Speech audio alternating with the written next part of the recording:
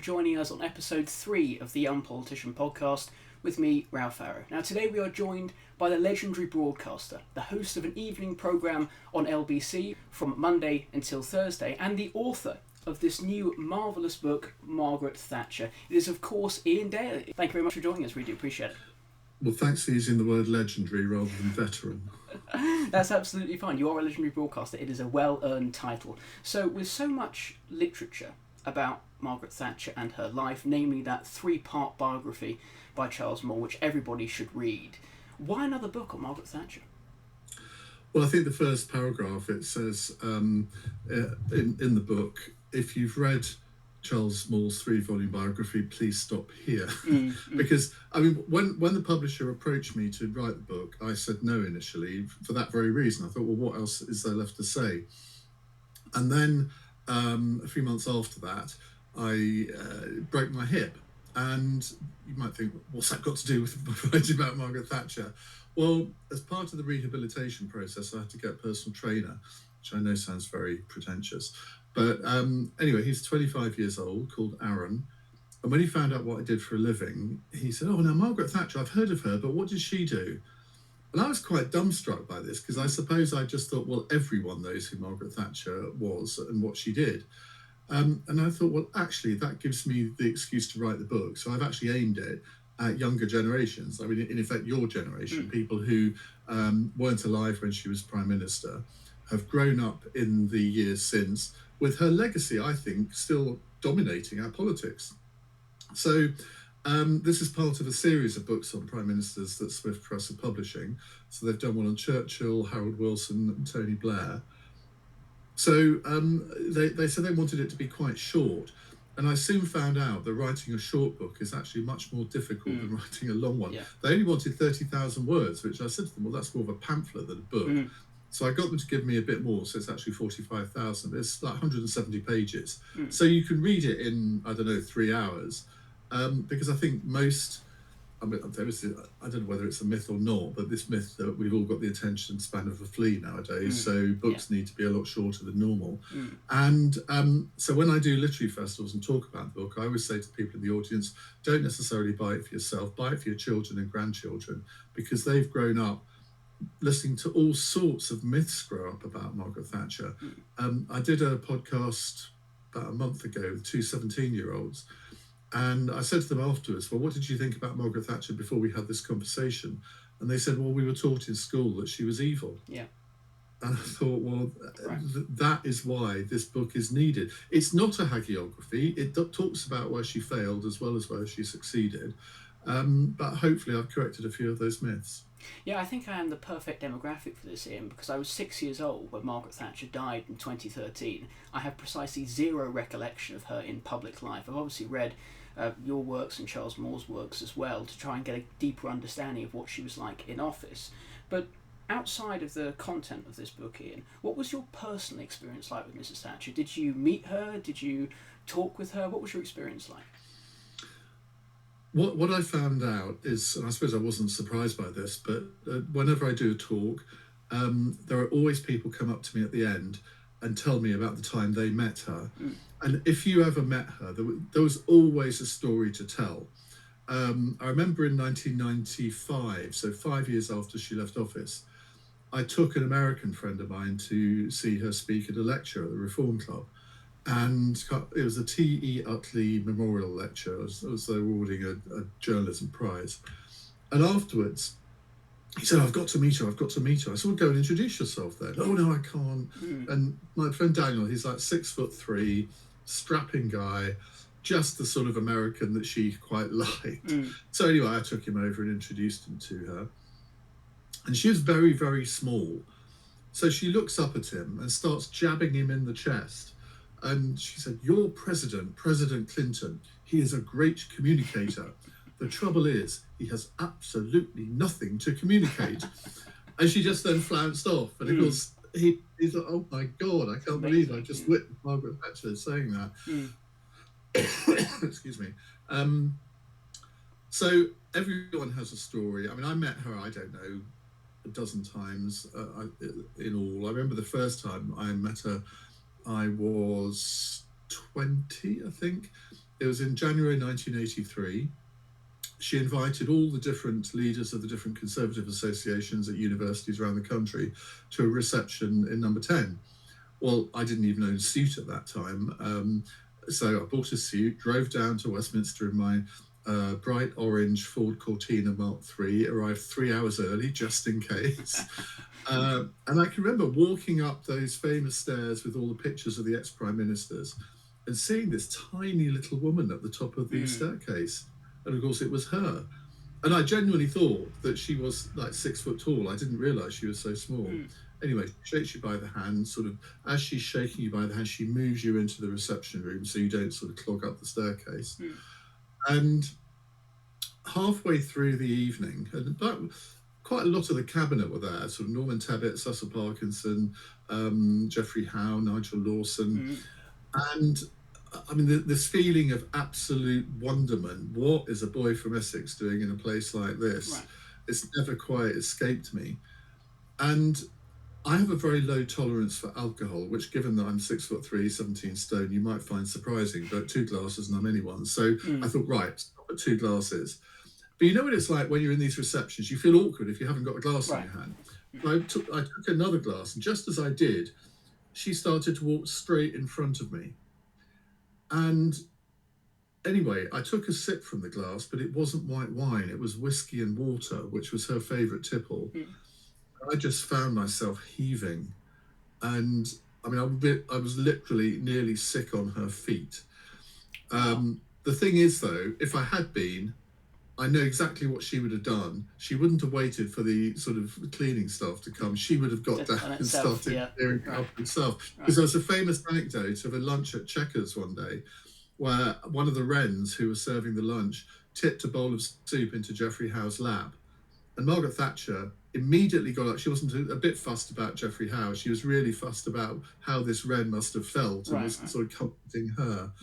And that's what, again, one of the myths I try to explode in the book, in that she was actually quite an empathetic person. She had this image of being the Iron Lady, the somebody who wouldn't brook any argument, but actually she was quite a kind person, especially to junior staff, and they all worshipped her in Downing Street. Yeah, I think that's the differential between private and public representation. People think in public that persona transferred in private. As you explain in the book, that's not always the case. So how were her politics shaped by her upbringing? Well, she talked a lot about the influence of her father. He was a grocer. He was a local councillor, an alderman in Grantham. So somebody who had a place in the community. It was quite an austere upbringing. She was born in the mid-1920s. And then, of course, you had the Wall Street crash in 1929, a lot of austerity in the 1930s. So it wasn't a household full of laughs. It wasn't a household full of any luxuries. I mean, they weren't poor, but they weren't well off. She hardly ever talked about her mother, interestingly. It's always her father. One of the things that I discovered in writing the book was that her maternal grandmother was living with them until she died when Margaret was 10. And I think she played a huge role in inculcating Margaret Thatcher with sort of Victorian values of thrift, of behaving properly, being a child, being seen and not heard, all of those sorts of things. And I think her influence has been really underestimated by most biographers. So she does get a mention in Charles Moore's book, but I don't remember seeing her mentioned at all in any of the other biographies. So I think she was a real formative influence. And Margaret Thatcher, I mean, her school days, she was always a bit of a swot at school. She would always be the one in class to put her hand up first. She wasn't very popular in school because of that. She didn't really have much of a sense of humour, and that in a way followed her through the whole of her life, in that she had this reputation of being very serious. But then there were various anecdotes that show, well, she did actually have a sense of humour, but she sort of kept it well hidden. There was one which is slightly apocryphal, but has an element of truth to it, and I'll explain why in a minute. In 1990, England lost to West Germany in the World Cup semi-final. It was the one where Gaza cried. And she walked into the cabinet meeting the next day and they were all looking very glum. So she said, "What on earth is up with you lot? Why are you looking so down in the mouth?" And Ken Clarke pipes up, well, Prime Minister, we've just lost to the Germans at our national sport. She said, oh, I wouldn't worry, Ken. We've beaten them twice this century at theirs. Now, I've had a conversation with Charles Clarke about a month ago, and I said, look, have you heard this? Do you think it's true? Because it's almost too good not to be true. He said, well, it's half true. He said she didn't say that in the cabinet to Ken Clarke.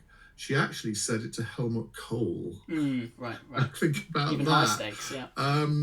And there's sort of various other times when she sometimes didn't get jokes. She certainly didn't get double entendres. Yeah. She was doing a chat show interview with Michael Aspel, big Saturday night chat show on ITV, and she came out with the phrase, well, of course, Michael, I live above the office, so I'm always on the job. Yeah.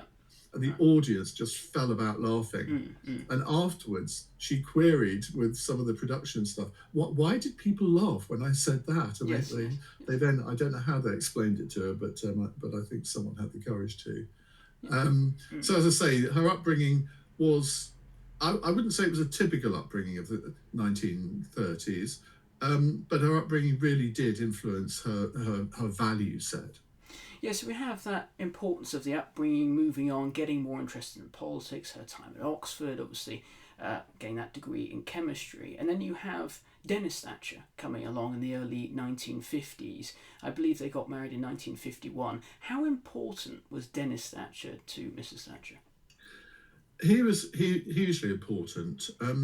She had a relationship before Dennis. She had several actually, but only one serious one. And it was with somebody who was much older than her. He was 47. She was, I think, 24, 25. And he was a surgeon in the local hospital. And she was deeply in love with him, but he broke it off because he just decided that it wasn't fair on her, given that she was a woman wanting to go into politics. And then Dennis had always been there sort of on the sidelines, I guess, waiting for his chance. Yeah. And one day she was working in Manningtree in Essex. And one evening she had to get the train back there from Liverpool Street. So he gave her a lift to Liverpool Street. And it all sort of started from there. I don't think it was a head over heels love affair. It wasn't sort of love at first sight. It was a relationship which grew. And she always... I think she was definitely in love with him, but it was more than that. She knew that without him and without his money, she couldn't have done what she did. Yeah. Sort of having two kids or twins and then retraining to be a barrister, holding down a job as a lawyer while trying to find a Conservative seat in the mid to late 1950s. There weren't many women that were doing that sort of thing. So he was always huge support to her. He never let her down. He never embarrassed her. Lots of prime ministerial spouses or relations sometimes do that, but he never did. And the word which she used two words about him, marvellous and staunch. And for her, the word staunch was a really important one. Yeah. And when he died in 2004, I think it was 2004, I mean, she was completely lost. And I think it was really... I mean, she had showed signs of, shall we say, mental wear and tear before that, but I think that was really what sparked off the dementia that really afflicted her late in life. And there are quite a few examples of people who had conversations with her 4, 5, 6 years after that, where she still talked about Dennis as if he was still alive. Right. So towards the end of her life, her short-term memory was terrible. But if you started talking to her about the Falklands War, it was all there. Yeah, absolutely right. And you had, in the midst, obviously, Dennis loitering in the background, if you like, to try and secure Margaret Thatcher, and the financial security he provided. You had her contesting in 1950, 1951 in the Dartford seat, and she did quite well, actually, trying to reduce the Labour majorities there. And then she took a name off the parliamentary list and didn't want to stand again. And then the politics bug started to bite her by the end of the decade. So how did she get more involved in politics during the 50s and then become MP for Finchley in 1959? Well, she was never going to win the Dartford seat. It was a safe Labour seat. I mean, nowadays it sort of flits between the two parties. If there's a Conservative government, it goes Conservative. If there's Labour government, it goes Labour. in those days, it really was a safe Labour seat. So all she could do was impress and reduce the size of the majority, which she did in both elections. But she knew that she couldn't stay there. They wanted her to fight the 1955 election, but she said no. I think the twins were less than 1 year old by then. But as you say, the political bug never goes away. So she applied for all sorts of different seats in 1957, 58, 59, and ended up with Finchley. And that was one of those, I was going to say lucky occasions. I'm not sure lucky is the word, because Charles Moore has discovered that she actually didn't win the selection. Yeah. The scrutineer switched 2 votes from the other candidate to her. Yeah. Without telling anyone, and it's only in recent years that that's come to light. So she actually won the selection by some ballot rigging, which she would have absolutely hated if she'd ever known that. I'm assuming that she never discovered it. And so she was then elected as MP for Finchley in the October 1959 election, and wasted little time in making an impact. She was on the Radio 4 programme, well, because it wasn't Radio 4 in those days, it was what the home programme was it called? Anyway, so she went on that panel of 4 people, and she made a real impression, and she was actually quite funny in the programme. And the final question was, what did the panel discuss when they had dinner before the programme? And she pipes up, well, we didn't really discuss anything because we were all too busy listening to Mr. Woodrow Wyatt, who was one of the other panellists. And the irony there is that Woodrow Wyatt, who had been a Labour MP, I think he was a Labour MP at that point, he went on to become a very famous columnist in the News of the World. But he also, in the 1980s, became a very, very close friend of hers and would ring her up every Sunday evening to give her whatever advice he wanted. And I think actually in 1959, when she gave her maiden speech, it wasn't traditionally, talking about how wonderful Finchley was. It was an opportunity to advertise her private member's bill as well. So how did she climb the slippery pole of ministerial positions when she won in 59? Well, she was again quite lucky because she came top of the private members' bill ballot in the Commons. Bear in mind there would have been several hundred MPs putting their names forward to introduce a piece of legislation. She came top. So that meant that if she chose a bill that the government approved of, it would almost certainly become law. Yeah. So she decided to introduce a bill to allow the press into local council meetings, which nowadays you think, well, God, was there ever a time when the press weren't allowed in? Well, yes, there was. So it was quite clever on her part because it meant that she immediately got great media coverage, and journalists always remember if a politician does something that's good for the press, people remember that. Yeah. So she got up in the chamber to make a maiden speech. She basically said, I'm not going to talk about my constituency or my predecessors. Let's get straight into it. So she broke convention.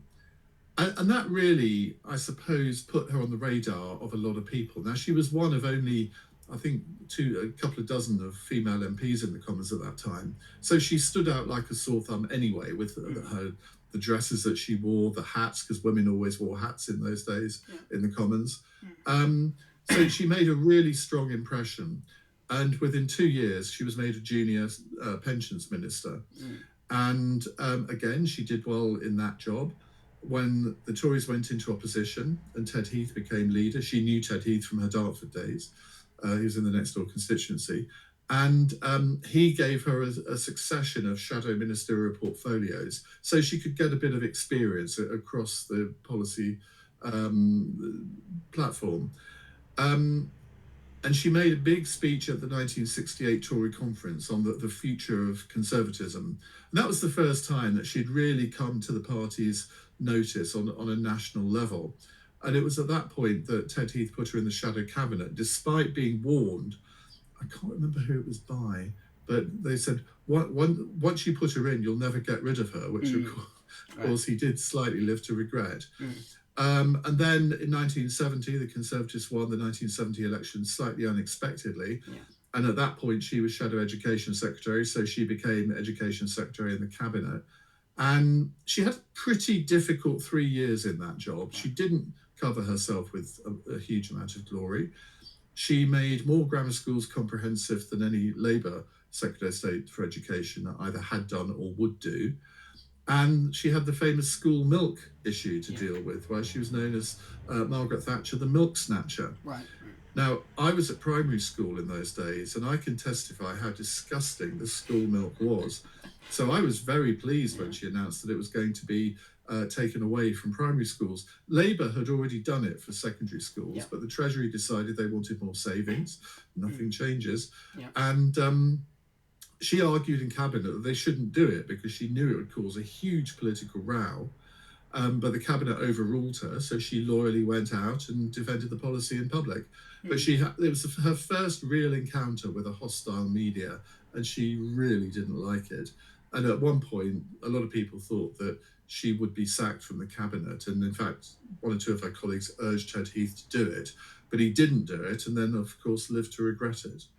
And obviously, I think the perception of that milk snatching Thatcher policy, all that sort of stuff, is that it was a uniquely Conservative policy. And as you said, that was actually a continuation of what the previous Labour government did with secondary school students.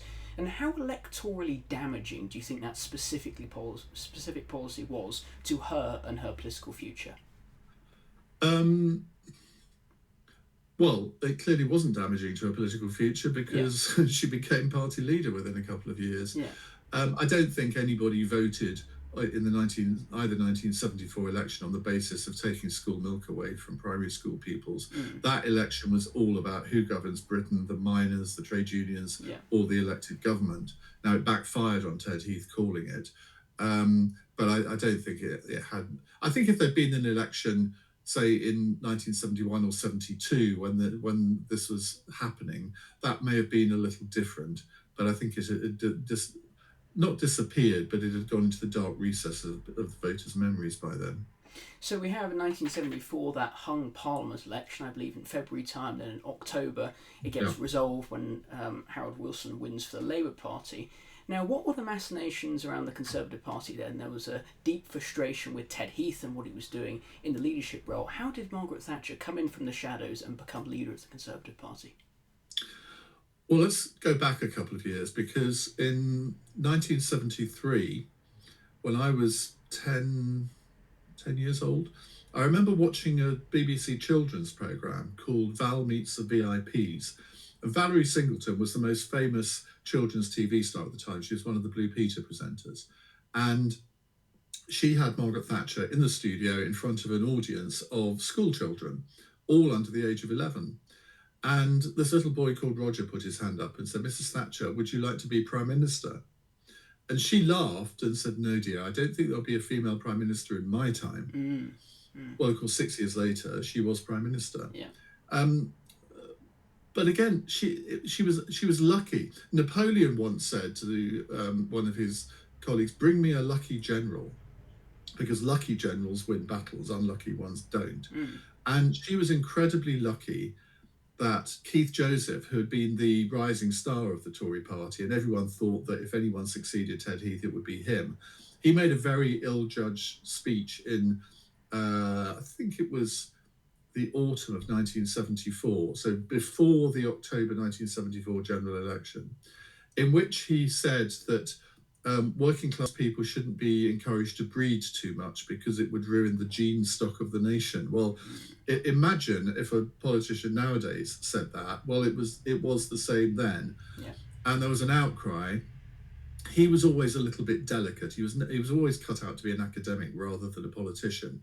So he decided that he really, if it was going to be like this, if the reaction to anything he said was going to be so hostile, he couldn't stand it. So he told Margaret Thatcher that he wouldn't be standing. And she just immediately said, "Well, if you won't, I will." Now, given her record as Education Secretary, that was quite a rash thing to do. And I don't think when she stood, she expected to win. She decided that Ted Heath had to go. And if she could achieve that, that would be enough. And so anyway, Ted Heath resisted having a leadership election until February 1975. And, well, the rest is history. She won on the first ballot. She beat Ted Heath, so he was out. And then people assumed that other MPs would come in, like Willie Whitelaw, Francis Pym, John Payton, Jim Pryor, Geoffrey Howe. and that one of them would prevail. But I think Tory backbenchers rather liked the fact that Margaret Thatcher had the balls to stand. So she won again, beating Willie Whitelaw. I think it was something like 130, 100 and, can't remember the exact figures, 119 to 78, and then all the others had much lower than that. There was immediate buyer's remorse on the part of the Conservative Parliamentary Party. Oh my God, what have we done? And Margaret Thatcher was certainly not the Margaret Thatcher that was going to develop over the next few years. She had little experience of foreign affairs. A lucky thing that happened to her just before the second ballot. She was Shadow Chief Secretary to the Treasury. She was up against Dennis Healey, who was a real bruiser in debates, and she absolutely trounced him. And of course, Tory MPs loved that. So I think that played a huge role in her victory. When I was writing the chapter on her period in opposition between 75 and 79, every couple of hundred words, I kept thinking to myself, this is Kemi. This is Kemi. A lot of the challenges that she faced in those years are exactly the same ones that Kemi Badenoch faces now. Now, there are many differences. In Margaret Thatcher's day, the leader of the opposition did 4 or 5 set-piece interviews each year, and that was it. If Kemi doesn't say something every day, she's accused of being lazy. Didn't have, obviously, social media in those days. So Margaret Thatcher didn't really do much for the first 2 years. She wasn't very good in PMQs. Harold Wilson had been there for literally a decade and was sort of master of all he surveyed. And then Jim Callaghan, when he took over, just patronised her the whole time. Effectively, I think he actually did once call her little lady. And she found all that quite difficult to deal with. But all the time, she was beavering away in the background, trying to put together a policy platform for whenever the election would come. Again, which is something that obviously Kemi Badenoch is having to do at the moment. And there was no such thing as Thatcherism in 1975. She was a magpie. She would steal policies from think tanks or individuals or other countries. And all these policies came together in 1979 to form what wasn't actually that radical a manifesto. Because the 79 election was all about trade union power and the economy. And everybody could see that something needed to change. But she was the only politician at the time who not only diagnosed the problems, but actually came up with solutions. And her sex was still a bit of an issue, though, particularly among women, strangely enough, where women were more reluctant to support her than men. And in her last party election broadcast before the 79 election, she just stared into the camera for 10 minutes and explained or reassured the country why they shouldn't fear having a woman as Prime Minister. And again, I think that did reassure quite a lot of doubters. But I remember I was at the weekend, I was doing a literary festival in Wells in Somerset, and this lady came up to me and she said, I was 18 and that was my first vote in 1979. I didn't really agree with Margaret Thatcher on anything, but I voted for her because she was a woman. And my grandmother, who was born in 1894, I remember the day that Margaret Thatcher was elected leader of the Conservative Party. She was ill in bed, and I ran upstairs to tell her, and she burst into tears. And she later explained to me, because I thought it was a bit odd, she later explained, well, it was because I never thought I'd see a woman leading a British political party. And for any woman that had, like my grandmother had, sort of broken away from her family and her village and gone to work in London and been a little bit of a feminist, I don't mean in a left-wing way, that was an amazing moment. And I think it's very difficult for us 50 years on to actually comprehend how big a moment that was. So you mentioned there about the buyer's remorse of electing Margaret Thatcher in 1975, and you write in the book that there was regret there. There was almost a feeling that the establishment forces were against Margaret Thatcher from the very beginning, and they wanted to get rid of her. And you had Ted Heath in the background, who was making a series of deeply unhelpful interventions. How exactly was the Conservative Party establishment against Margaret Thatcher from day one? Well, I think you have to remember the demographic makeup of Conservative MPs in those days was very different to what it is today. There were very few sort of working class oiks, as they would have been called in those days. It was predominantly landed gentry, ex-military, Second World War heroes, rich people, lawyers. and that was about it. There weren't many women. And it was really only in 1983 that changed, where in that massive landslide, a huge number of basically um, not just sort of working class people, but people who had sort of started new businesses and been successful. People from public services came into politics in that election. A lot of them hadn't expected to win. But in 1975, it was very, very different. People looked down their noses at her, even though she sounded very posh. She was effectively came from a lower middle class background, and of the 290 odd Conservative MPs, I doubt whether there were more than 30 or 40 from a similar background. So they did look down their noses at her. They didn't see somebody who had the solutions at the beginning, and they were right, because she didn't. She didn't appoint all her supporters to her shadow cabinet. She only, I think, made 2 changes in her initial shadow cabinet. So it's effectively Ted Heath's shadow cabinet, and he was always there in the background glowering and thinking that at some point the Tory party would see sense and oust her and bring him back. Well, that never happened. Yeah. So as the opposition years go on, Margaret Thatcher's beavering away, as you say, in the background, trying to craft that policy proposal for the 1979 election. What were the key policies that she crafted during that time? Well, the key ones were about trade union reform, but you see, here again,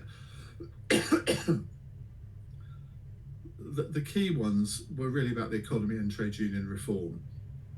But here's another myth that I try to bust, in that people think of her as somebody who was a bit like a bull in a china shop. And if she wanted to reform something, she immediately did it and hang the consequences. Well, that wasn't the case. She could have, immediately after the 1979 election, introduced a massive trade union reform bill, which would have abolished the closed shop, secondary picketing, introduced secret ballots, etc., etc. But she didn't do that. She appointed Jim Pryor, who was a very emollient, red-faced Suffolk farmer, to be employment secretary. And he was the sort of very personification of conciliation. So he certainly thought that it was not right to go in all guns blazing. So there were 4 different trade union acts during the 1980s, and each one went a little bit further than the last. And it was a very successful strategy. Although obviously the miners' strike is the one that we all remember. I mean, there were other strikes during that time, but Margaret Thatcher was always very anxious not to provoke strikes, because she knew what the effect on the economy would be, particularly if it was the miners or the dockers. And in 1981, she awarded the miners a massive pay increase, which her backbenchers were very unhappy about. They thought, well, why are we doing this? We did this in the Heath government, and look where it got us. But she knew that there was going to be a confrontation with the miners at some point, not of her doing, but she knew that Arthur Scargill, who had taken over from the more moderate Joe Gormley as miners' leader, he was a political agitator as well as being a trade union leader. And he would go around the country radicalising trade unionists to want to bring down the Thatcher government. So don't worry about elections, just bring it down. So she knew that there would be a confrontation. So the way you deal with that is you prepare for it. So she instructed her 2 energy secretaries, David Howell and then Nigel Lawson, to do just that. So Nigel Lawson in particular built up massive stocks of coal, because British industry was very, very reliant on coal in those days. Again, very different to nowadays, where they don't use coal at all. So Arthur Scargill called a strike over pit closures in March 1984. Now, this was quite interesting, because it turned out that Harold Wilson had shut down far more pits than Margaret Thatcher ever had or ever would. So he called this strike with no strike ballot at all, which led to a split among the miners themselves. And if you call a coal strike in spring, I mean, what a ridiculous time of year to do it. Normally, you'd do it in the run-up to the winter, where you have much more industrial bargaining muscle. He did that because he knew that by the end of 1984, the Trade Union Act, another Trade Union Act, would have come into force, and that would have meant that he would have had to have a national secret ballot. And he knew, he guessed that if he did do that, he might lose it. So again, Margaret Thatcher was quite lucky in her opponent there. So this strike lasted a year. It was vicious, it was horrible on both sides actually, because you had sort of awfully violent scenes on the picket line, but you had police from all around the country being deployed to coalfields to manage all of this picketing. And it was the first time in this country that effectively a national police force had been created by the back door. And the police, let's put it this way, weren't averse to having a bit of a ruck with the striking miners either. So you look at some of the TV pictures from those days, and I mean, they're pretty horrible. But she had to win that, and win it she did. Because if she had lost, well, the consequences would have been incalculable. She would, I think, undoubtedly have been in real political trouble. I think instead of being ousted in 1990, she might well have been ousted in 1985 or 1986. So it was that important. It was her domestic equivalent of winning the Falklands War. Yeah, I think, again, one of the myths you try and expose in the book is the idea that she didn't care about miners altogether, when in fact she was deeply supportive of the working miners who just got on with their job, who didn't really want to engage with the political interference of Arthur Scargill. Their deeply political motivation, which was just to bring down the Thatcher government, regardless of the consequences for the miners. So she wins the 1979 election against Sonny Jim, despite him having high personal opinion poll ratings. She just got in there with her policy agenda. Obviously, she was calculated. What was the economic approach of those first 4 years from 79 to 83? Well, here's another one of the myths, that Margaret Thatcher only won the 1983 election because of the Falklands War. Yeah. If you actually look at the opinion polls, if you look at the economic data, in the run-up to the Falklands War, the economy was starting to show signs of turning round. If you look at the opinion polls, the Conservatives were slightly, albeit slightly, rising in the opinion polls. The SDP had been formed a year before. And of course, the vote became, the left of centre vote became split between Labour and the SDP Liberal Alliance. Again, Margaret Thatcher very lucky in her opponents. And that's predominantly why she got such a big landslide in 83 and 87. But the economic turnaround, I mean, it took, I think, longer than she thought it would. She introduced some fairly harsh public spending policies. Inflation rose markedly, given that was one of the main things that she was fighting the election on. We need to bring down inflation. Well, in the first budget, they more or less doubled VAT, which of course puts inflation up quite a lot.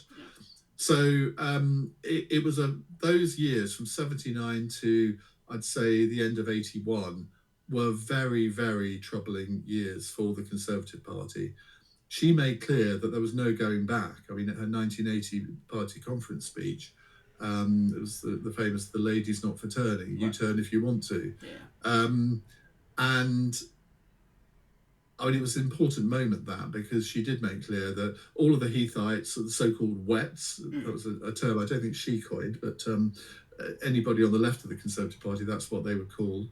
They were vanquished in the 1981 reshuffle.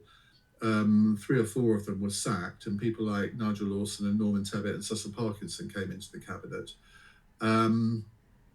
But there were no real signs of economic improvement throughout 1980 or 1981. As I say, it was only really in the first part of 1982 that things did start to improve. And I think it wasn't just murmurings within the party. There were people that thought, if we continue down this monetarist hardline economic policy, there's no way we can win the next election. But she stood firm, and in the end, obviously, it started to come right.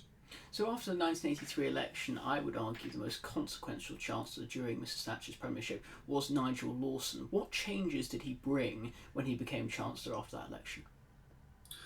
Well, he was a very radical chancellor. I mean, privatisation, which wasn't really mentioned in the 1979 manifesto, the 83 to 87 period was the high point of privatisation.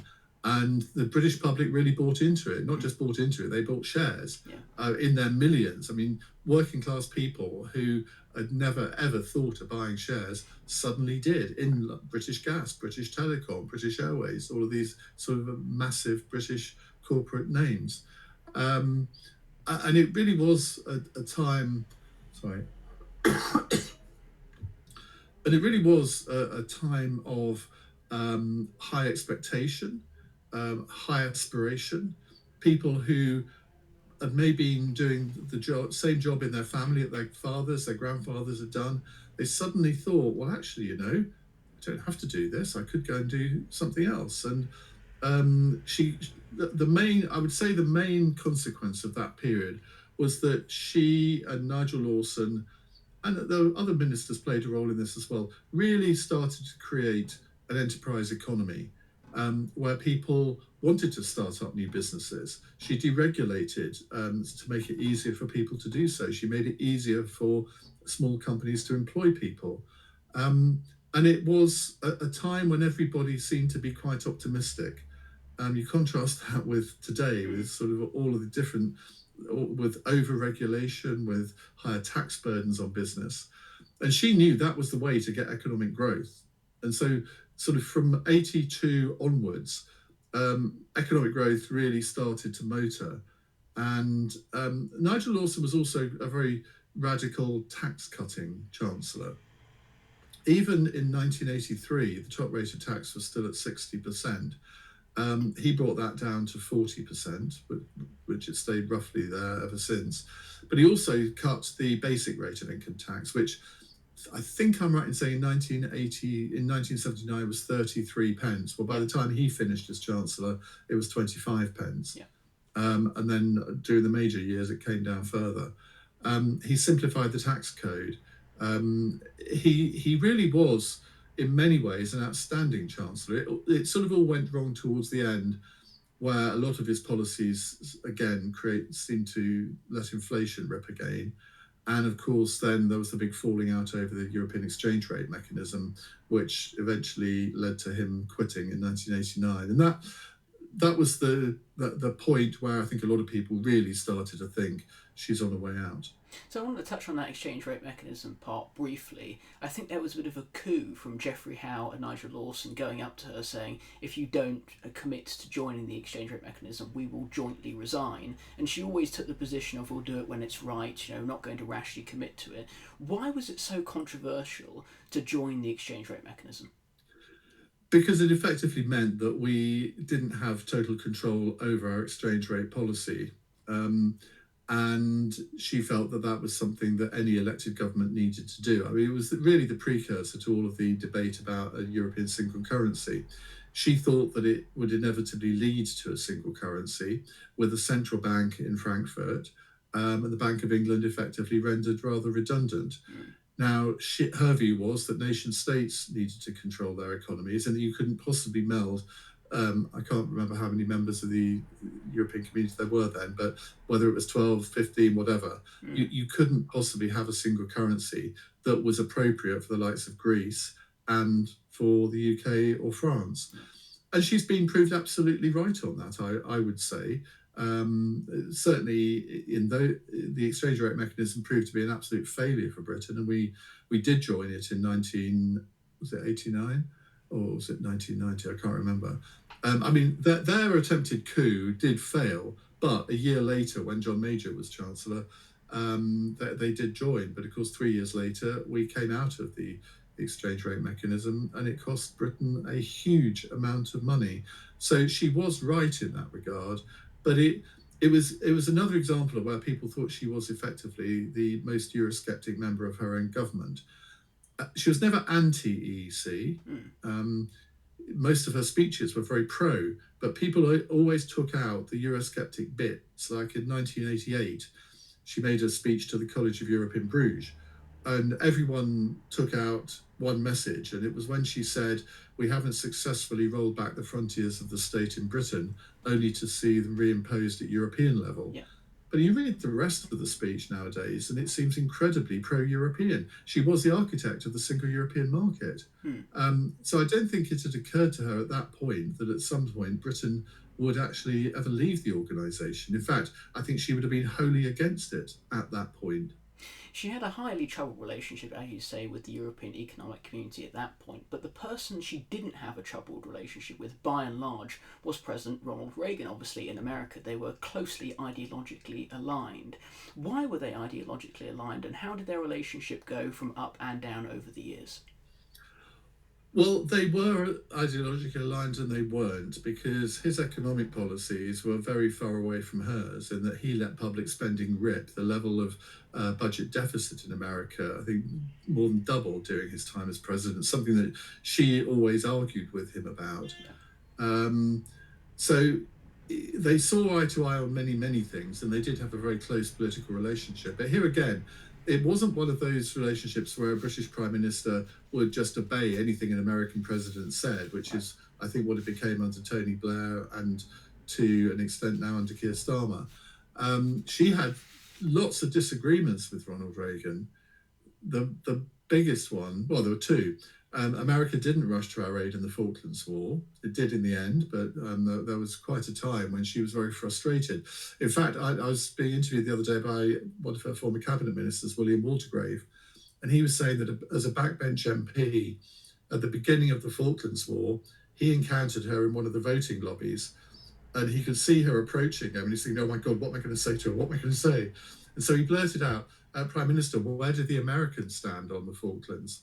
And she said, William, I don't know where they stand, but I know where they're going to stand. Right. Which I thought was quite a clue as to her influence on Ronald Reagan at the time. But in 1983, the Americans invaded the Caribbean island of Grenada, where the Queen was head of state, but there'd been a communist coup, and Reagan wanted to rescue American citizens. But he didn't inform either Margaret Thatcher or the Queen as head of state that they were about to do this. And so Margaret Thatcher only found out after the event. She was absolutely furious. And she rang him up, and he was in the middle of a cabinet meeting but took the call. And she ranted and raved at him down the phone, to the extent that he held up the phone to the cabinet meeting so they could hear her. And he just said, isn't she marvellous? But that did affect relations with Reagan for quite a few months. Yeah, I think it was put in the deep freeze after that point. They didn't see each other, I think, as you outlined, until the next year. But one of the major disagreements that they had was over nuclear disarmament. I believe at the Reykjavik convention with Mikhail Gorbachev, she was horrified at the thought that Ronald Reagan was going to concede to this position of getting rid of nuclear weapons, because she fundamentally believed that the nuclear deterrent was necessary to ensure European security. How close were they on the Soviet Union, and how did Margaret Thatcher act as a gateway for Mikhail Gorbachev to contact Ronald Reagan? Well, I think Margaret Thatcher had a huge influence over the end of the Cold War, and she introduced Gorbachev to Reagan. She was the first one to identify him as a future Soviet leader. She'd been to a couple of funerals of Soviet leaders, Brezhnev, then Andropov, and she said to Charles Powell, her former Foreign Affairs advisor, someone find me a young Russian, because they were all in their 80s. So they identified the agriculture minister, Mikhail Gorbachev. So she hosted him at Chequers, and they sat down to lunch. And Dennis was there, Raisa was there, I think Malcolm Rifkin was there, Foreign Office Minister. There were quite a few other people there. And as they sat down, she turned to him and said, Mr. Gorbachev, you should know, I hate communism. He responded in kind. And at one point, they turned their backs on each other because they were having such a furious row. But she did love to have a row. And Raisa Gorbachev said to her husband at one point, I think we'd better go. And he said, no, I'm enjoying this. And they went at it for 6 hours. And that was really, I think, the start of a very long-term and very fruitful relationship. After that meeting had ended, she phoned Reagan and said, you've got to meet this guy. And every time that Reagan and Gorbachev would talk on the phone or meet for a summit, they would each get in touch with her to ask her what she thought the other one was going to say. Yeah.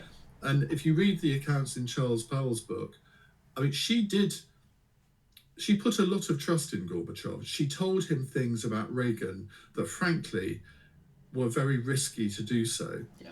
Now, it paid off, but it might not have paid off. And it's interesting, I don't know if you're watching this series, The Diplomat, on Netflix, which it keeps reminding me of high stakes politics. And that's what she was basically indulging in by being quite indiscreet with Gorbachev about Reagan's motivations. And I think she played an absolutely pivotal role. She was hugely popular in Eastern Europe. She visited the Gdansk shipyard when Lech Walesa was head of the trade union Solidarity. She went to one or two other Eastern Bloc countries. She paid a couple of visits to Moscow as well, where she was just mobbed by the general public. And to this day, I mean, there are statues of her all over Eastern Europe because they recognize what role she played in ending the Soviet domination of their countries. Yeah, I think the pictures that Margaret Thatcher generated during that point, any politician today would die for that type of imagery, that type of general appreciation to go into these countries and being hailed as a hero in defeating communism. Now, whilst she was juggling all these balls on a domestic and international front, Conservative MPs were getting a little bit frustrated. When do you think the rot set in for Margaret Thatcher's departure in 1990?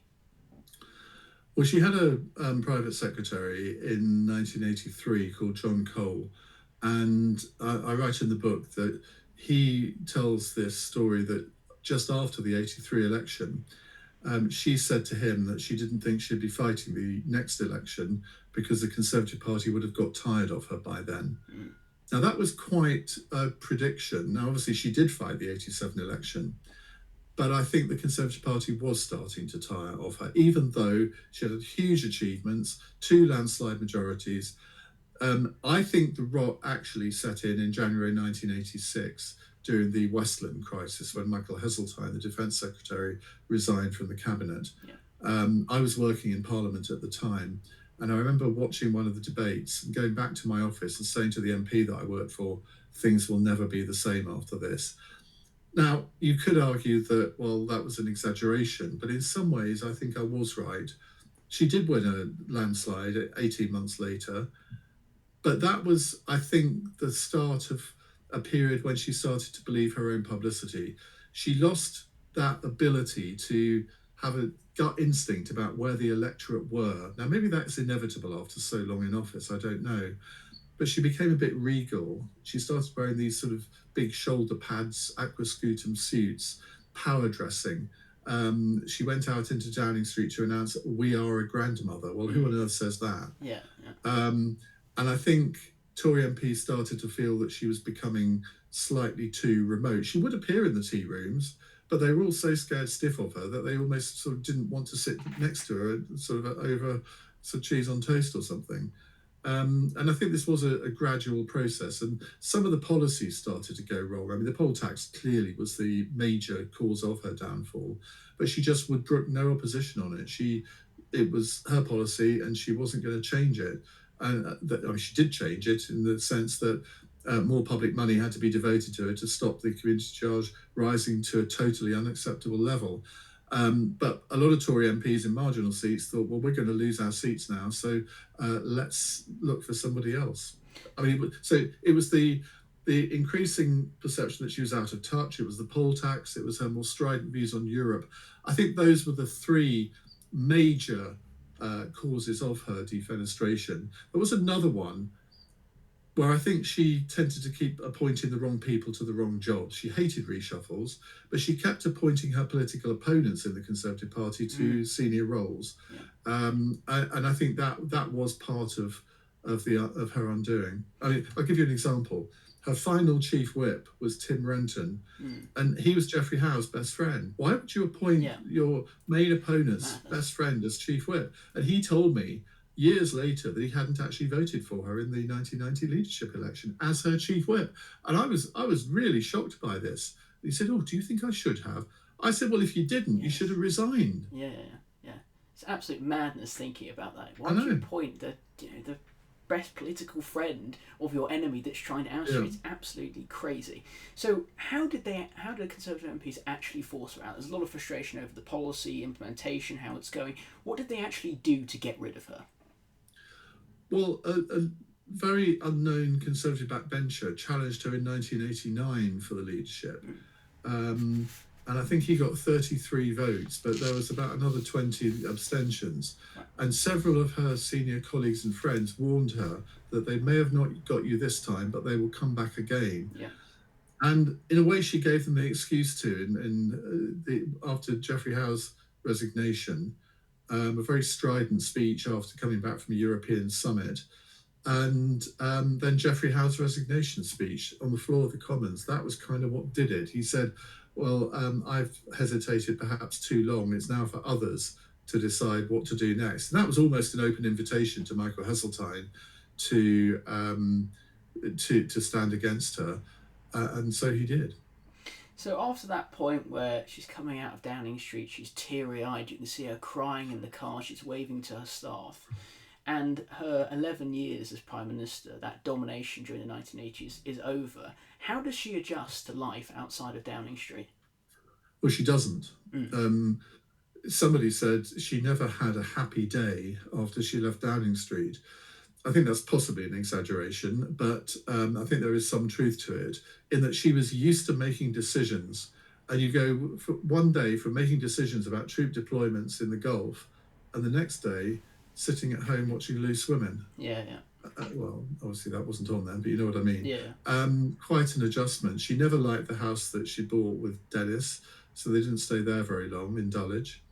And she never really found a role for herself. She became a bit of a Ted Heath critic of John Major. I mean, he grew to absolutely hate her. And even to this day, if you mention her name in his presence, he visibly bristles. So she kind of became the voice of Eurosceptics over the Maastricht Treaty, despite having praised John Major's role in it initially. I think, frankly, she was always at her happiest when she was in America or Japan, where she was hero worshipped. And even now, she's got a reputation in the rest of the world that she doesn't enjoy in this country. Had she resigned after a decade, I think that would be different. But perhaps she did stay on a bit too long. Yeah, I think Dennis Thatcher in, I think it was May of 1989, encouraged her to go on her 10th anniversary, saying, you've got to pack it up now. We don't want to overstay our welcome. But the natural concluding question I always ask on this podcast is the best hospitality venues in your area. Now, Iain, I'm going to give you an exciting choice. You can either pick the area which you live, which is Tunbridge Wells, or you could pick Finchley, Margaret Thatcher's former constituency. So which area would you like to boast their best hospitality venues? What a strange question. It's a tradition, Iain. Well, I don't know any in Finchley, so I can't really pick Finchley. Okay. I would probably pick North Norfolk. North Norfolk. Okay. Yes. Any specific hospitality venues in there that you can boast? The Gunton Arms near Cromer. The Gunton Arms. So everyone at the Gunton Arms, you've just got a massive approval from Iain Dale right there. And if you want to see Iain talk about this marvellous book here, then his next 3 literacy destinations will be in Petworth, West Sussex, Oxford and Bridgeport. Iain, it's been wonderful having you here talking about Margaret Thatcher's legacy. Thank you very much for coming on. Thank you for having me. Enjoyed it. Thank you, Iain.